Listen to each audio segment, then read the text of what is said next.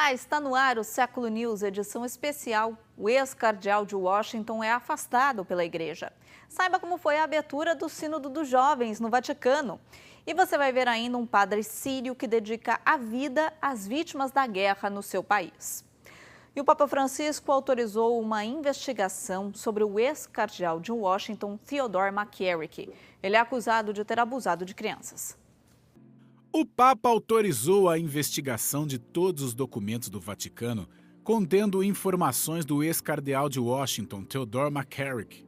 O Papa quer esclarecer os fatos, colocá-los em seu contexto histórico e avaliá-los objetivamente. Desde que, apesar dos rumores de que ele abusou de seminaristas e sacerdotes, ele foi nomeado bispo e cardeal no tempo de João Paulo II.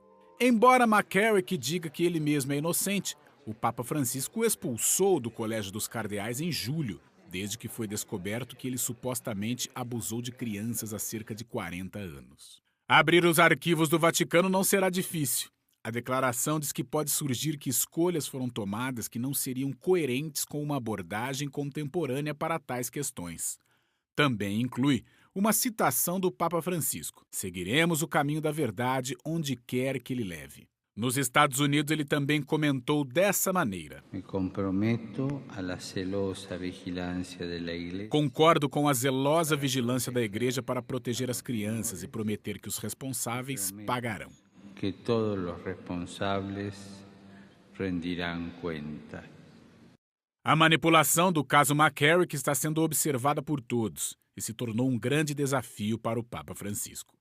Em agosto, o ex-núncio nos Estados Unidos, Carlo Maria Viganò, disse que Bento XVI havia imposto sanções ao cardeal por comportamento inadequado e que o Papa Francisco havia retirado a sanção. Ele até disse que o Papa havia coberto as ações de McCarrick, então Viganò pediu a ele que renunciasse.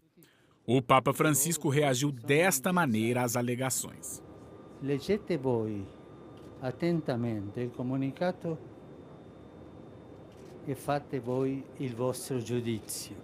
Leia com atenção e tire suas próprias conclusões. Não vou dizer uma palavra sobre isso.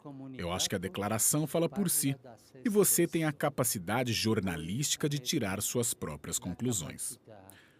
Jornalistica sufficiente per prendere le conclusioni. Com uma nova carta publicada em 7 de outubro, o cardeal Mark Ouellet, um dos cardeais criticados na segunda carta de Viganò, esclarece muitos fatos sobre o que aconteceu. Ele confirma que McCarrick, em maio de 2006, havia sido recomendado a não viajar ou fazer aparições públicas a fim de evitar novos rumores sobre ele.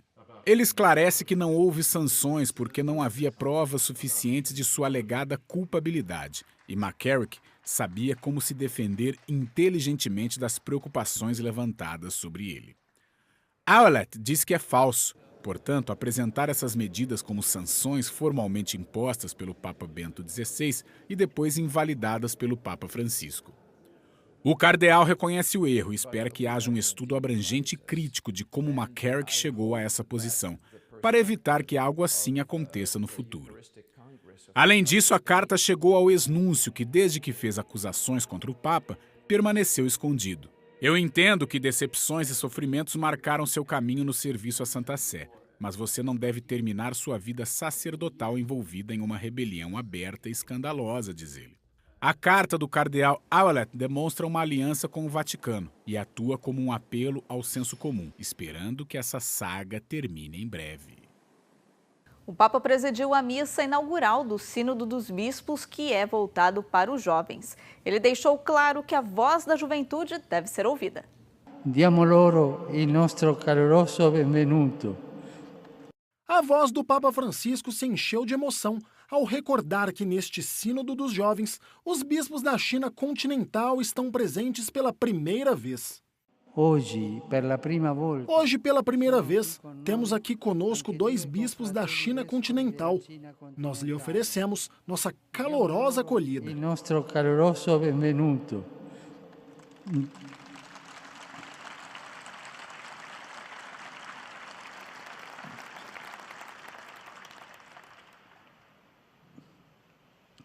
del intero episcopado. A comunhão de todo o episcopado com o sucessor de Pedro é ainda mais visível graças à sua Loro presença. presenza.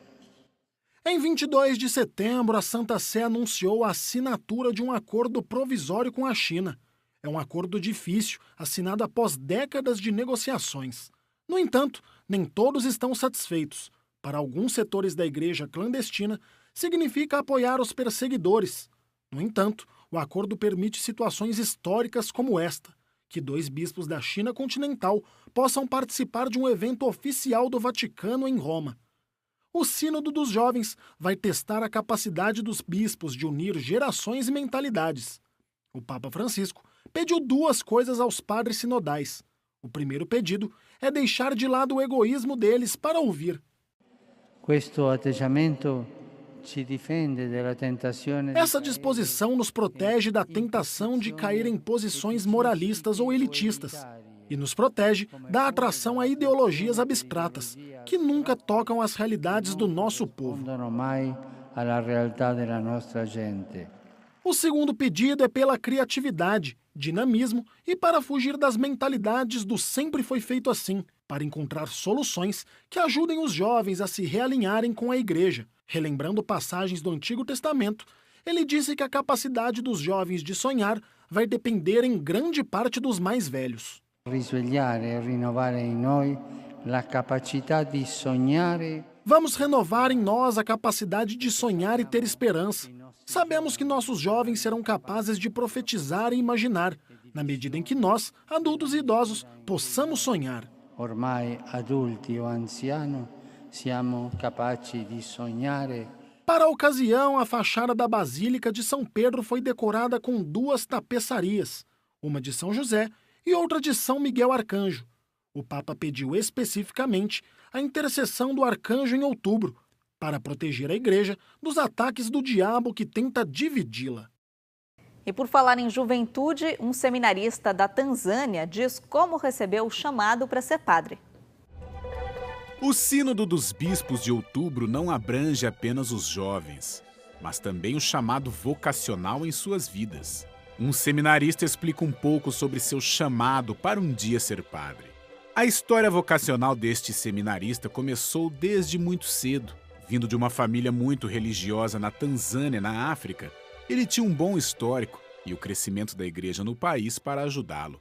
Logo comecei a sentir que Deus está me chamando, mas eu estava me sentindo assim, como se eu fosse criança. Não, eu não estava pensando direito na vida. Meus amigos me disseram, talvez porque você é criança, você não sabe no que está pensando. Para mim, na verdade, foi algo muito sério, inexplicável. Eu não conseguia nem explicar como. Para mim, posso explicar como se fosse um amor. Você não pode explicar em detalhes, mas você sabe que você ama. Ele descreve isso como um amor que cresceu ao longo de sua vida, em parte devido ao exemplo dos outros. Ele diz que em seu país, na Tanzânia, as vocações estão crescendo e o número de fiéis está se multiplicando. Sua arquidiocese de Mwanza está entre as 3 principais com a maioria dos seminaristas e ele tem uma noção do porquê disso. Posso dizer, talvez, a partir de bons exemplos daqueles que já são sacerdotes, ou talvez dos cuidados daqueles que estão cuidando das vocações para os jovens. Porque as vocações dos jovens são muito fortes, e os jovens são ensinados a amar a igreja, a amar sua fé. Então alguém pode descobrir que Deus está chamando. Essa forte comunidade religiosa também o ajudou quando ele estava discernindo seu chamado. Ele originalmente disse a seus pais sobre seu desejo de ser padre. Mas eles ordenaram que Deogratias falasse com o padre em sua arquidiocese. Ele diz que a ajuda que ele recebeu lá o motivou para o futuro. Do meu ponto de vista, gostaria de trabalhar com jovens. Não porque eu seja jovem, mas porque há tantas pessoas que me ajudaram em minha vida e para chegar onde estou agora, e acho que posso fazer o mesmo. Eu acho que se você quiser mudar as gerações, você não deve ir para pessoas idosas. Vá para os jovens, cheios de energia, e você pode mudar, do ponto de vista da fé, do ponto de vista da vida, e você pode fazer algo grande. Deogratias está no seminário desde os 19 anos, quase 10 anos, e diz que ainda está descobrindo mais do que Deus quer dele todos os dias. É por isso que ele aconselha os jovens a terem tempo para ouvir e esperam se surpreender de onde Deus pode liderar. Um padre jesuíta sírio conta sua experiência na ajuda a refugiados do seu país. Padre Nahl Hassamu nasceu na Síria, em Alepo. Por anos ele ajudou refugiados do Iraque, mas ele nunca imaginou que um dia ele também teria que ajudar refugiados de seu próprio país. É uma situação que começou há 7 anos. O final ainda é desconhecido. Eu diria hoje na Síria que a palavra comum é incerteza. Embora a situação em termos de segurança seja melhor, muito melhor, as estradas estão seguras, as maiores cidades estão seguras, mas ainda há incerteza. Nós não sabemos, mas esperamos pela paz. Hoje ele dirige o Serviço Jesuíta de Refugiados na Síria e no Iraque. Até recentemente, sua principal tarefa era lidar com emergências. No entanto, agora eles estão promovendo projetos para reconstruir a região e poder começar de novo. Você sabe, todas as guerras são difíceis. Quero dizer, ninguém diria, por exemplo, depois da Segunda Guerra Mundial aqui na Europa, que a Europa teria um futuro. Agora, olhe para a Europa. Quero dizer, vocês estão unidos, sem confrontos, sem diferenças, sem problemas. Portanto, esperamos que, para a Síria, esperemos que tenhamos sempre uma Síria, a Síria unida, não dividida. Inclusive para todos os muçulmanos, cristãos, diferentes comunidades muçulmanas, diferentes comunidades cristãs, diferentes culturas, diferentes etnias, etc. Esperamos que sim. Different cultures, different ethnies, etc., etc. We hope that, yes. Ele diz que, mais do que ajudar, ele se sentiu mais auxiliado pelos gestos das pessoas com quem se deparou ao longo dos anos. Um exemplo é uma família que conheceu durante um período de 4 dias e distribuiu roupas para 1.500 crianças. No 4º dia havia uma senhora com 2 filhos. Demos as roupas para as crianças e acabou. No dia seguinte, recebemos a visita daquela senhora com o marido e as crianças com as roupas novas. Eles vieram com um bolo para oferecer aos nossos funcionários. Das quase 1.000 famílias, apenas aquela senhora, essa família, veio agradecer à nossa organização, a uma organização católica e a uma família muçulmana. Ele sonha que a guerra em seu país logo terminará. Ele também diz que não haverá vencedor nem perdedor, porque neste momento todo mundo já perdeu. E assim a gente encerra o Século News edição especial de hoje. Nós voltamos no próximo sábado ao 12:30. Bom fim de semana, até lá!